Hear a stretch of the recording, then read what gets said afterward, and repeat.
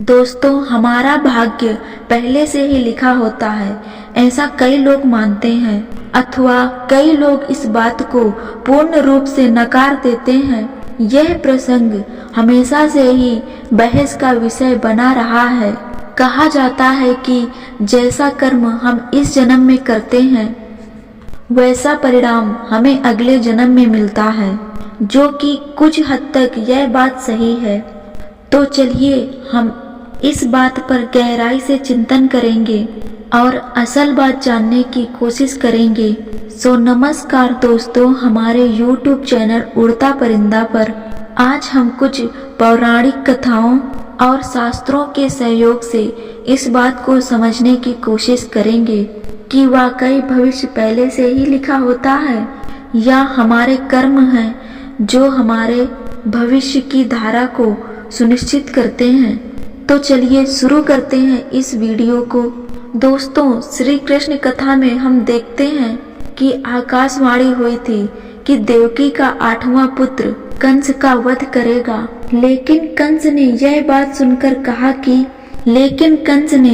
सुनकर कहा कि वह मेरा वध तब करेगा जब मैं उसको उत्पन्न होने दूंगा।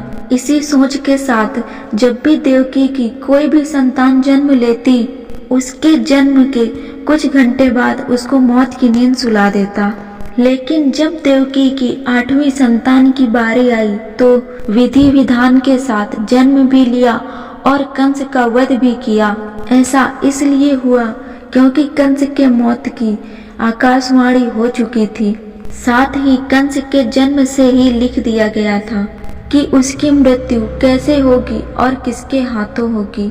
यही नहीं दोस्तों, संसार में जो भी मनुष्य जन्म लेता है उसका भविष्य पहले से ही लिख दिया जाता है।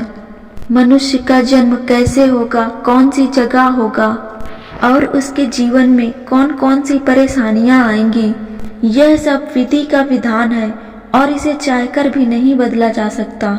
इसके साथ ही आपको बता दें कि कई ऐसे पौराणिक शास्त्र एवं ग्रंथ मौजूद हैं जिसमें कई महापुरुषों के भाग्य पहले से ही लिखे हुए प्रमाण मिलते हैं। जैसे कि हम रामायण में देखते हैं कि यह पहले से ही तय था कि भगवान श्री राम को 14 वर्ष का वनवास मिलेगा। अर्थात इसके पीछे का कारण यह है कि भगवान श्री राम के हाथों रावण का वध होना था। इससे आप भी सोचो कि महारानी कैकेयी अगर मंथरा के भड़कावे में न आती और ना ही माता सीता को श्री राम के साथ वनवास जाना होता, तो सोचिए रावण का वध श्री राम के हाथों कैसे होता। ये सब कैसे होना था, यह पहले से ही लिखा जा चुका था, जिससे कि यह सभी के सुमेल से संभव हो पाया। इसी तरह हर एक प्राणी का भाग्य लिखा जा चुका है।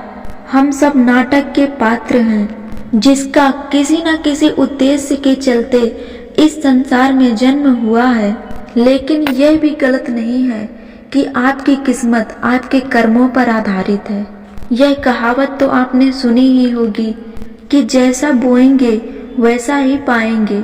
अगर आप अच्छा और पुण्य का काम करते हो तो आपके साथ अच्छा ही होगा। अगर आपने जीवन में हमेशा बुरे काम किए हैं तो ज्यादातर संभावना है कि आपको उसका दुष्प्रभाव इसी जन्म में देखने को मिलेगा। अगर आपने बुरे कर्म किए हैं तो आम का फल कैसे मिल जाएगा। हमारे शास्त्रों में हमेशा धर्म और पुण्य का कार्य करने की प्रेरणा दी गई है, क्योंकि यही वो रास्ता है जो हमें जन्म मरण के चक्कर से बाहर निकालता है। वरना बुरे काम करने वाले को भगवान के चरणों में भी कभी स्थान नहीं मिलता। यही नहीं दोस्तों, तुलसीदास ने भी इसी बात को एक चौपाई में कहा है कि कर्म ही प्रधान है, यानी मनुष्य जैसा कर्म करेगा उसको वैसा ही फल प्राप्त होगा।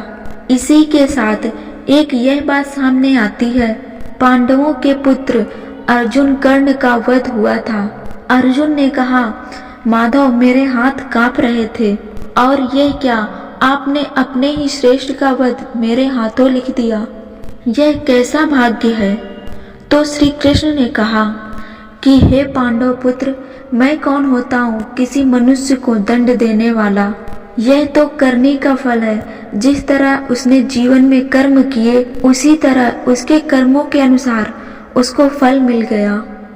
और हाँ, जीवन में किस स्तर पर फूल मिलेंगे या कांटे, यह मनुष्य अपने कर्मों के अनुसार ही तय करता है।